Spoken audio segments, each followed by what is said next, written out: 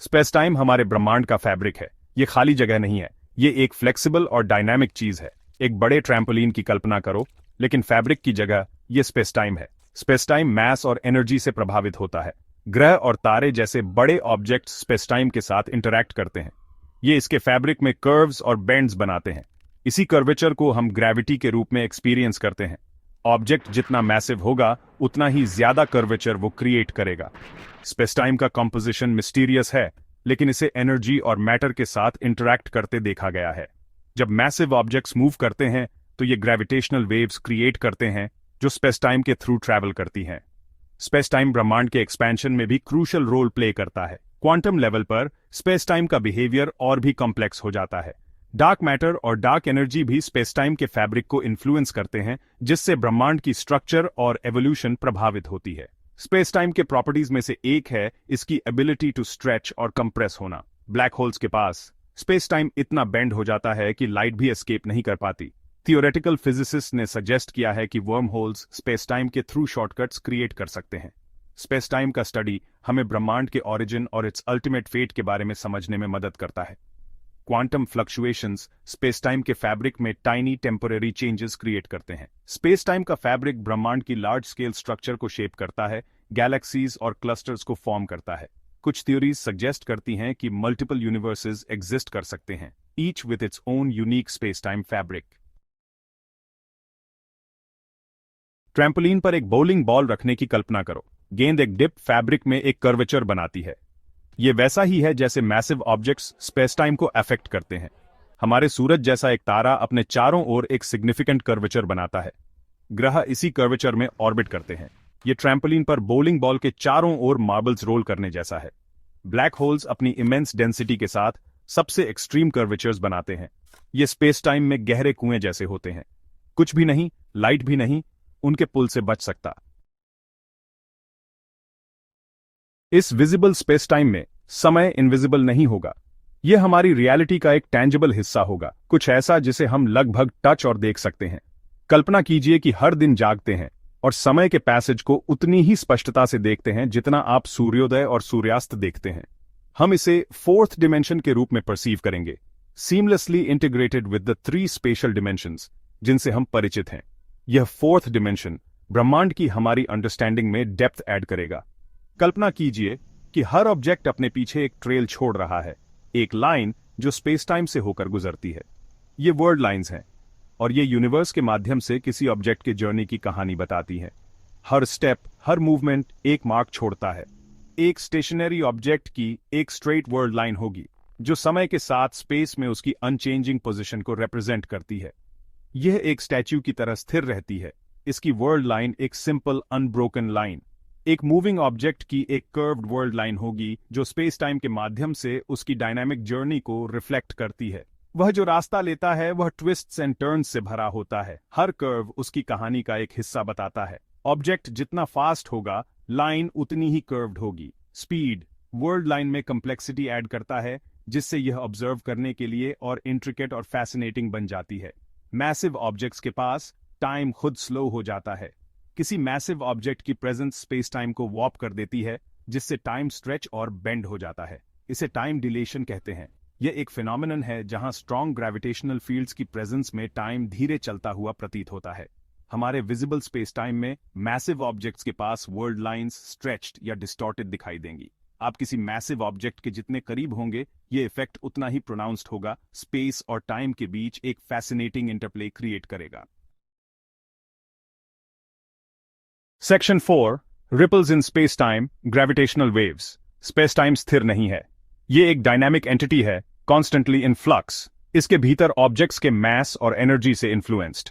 ये constantly change और ripple कर रहा है, जैसे हवा या ऑब्जेक्ट्स से डिस्टर्ब्ड पानी की सतह। इन रिपल्स को ग्रेविटेशनल वेव्स कहा जाता है। ये स्पेस टाइम के फैब्रिक में डिस्टर्बेंसेस हैं जो अपने सोर्स से बाहर की ओर फैलती हैं। तालाब में एक कंकड़ गिराने की कल्पना करो। रिपल्स बाहर की ओर फैलती है, पानी में एनर्जी कैरी करती है।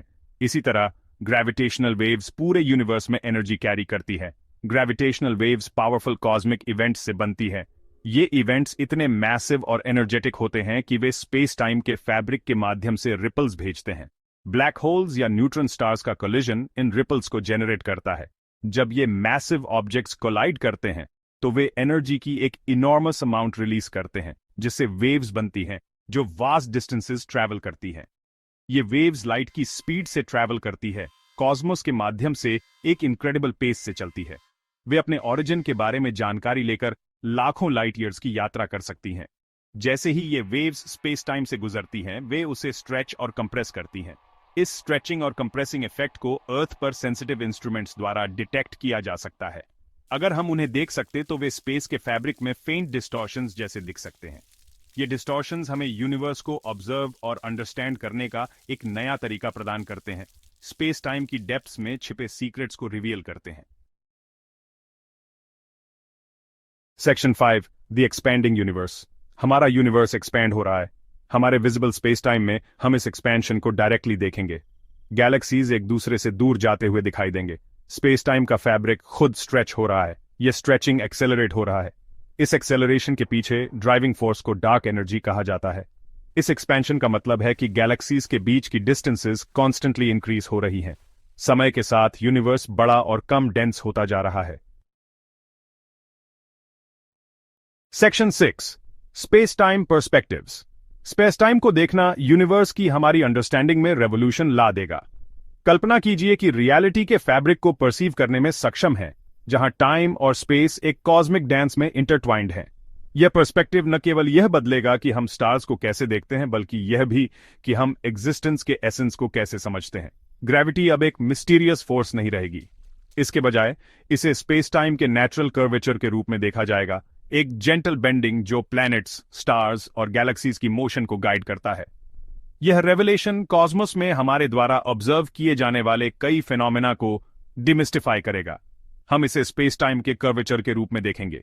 यह अंडरस्टैंडिंग यूनिवर्स को देखने के लिए एक नया लेंस प्रदान करेगा, डिस्टेंट ऑब्जेक्ट्स और इवेंट्स के बीच हिडन कनेक्शंस को रिवील करेगा। टाइम ट्रैवल साइंस फिक्शन जैसा कम लग सकता है। अगर हम टाइम के थ्रेड्स को विजुअलाइज कर सकते हैं तो हम उन्हें नेविगेट करने के तरीके खोज सकते हैं। पास्ट और फ्यूचर को ऐसे तरीकों से एक्सप्लोर कर सकते हैं जो पहले इम्पॉसिबल माने जाते थे।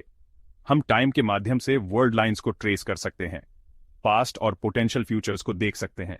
यह एबिलिटी हिस्ट्री के फ्लो और आगे आने वाले पोटेंशियल पैथ्स को समझने के लिए नई पॉसिबिलिटीज खोलेगी।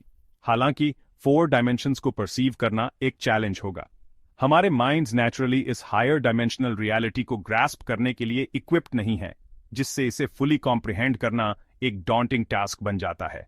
हमारे दिमाग 3 डायमेंशनल वर्ल्ड के लिए वायर्ड हैं।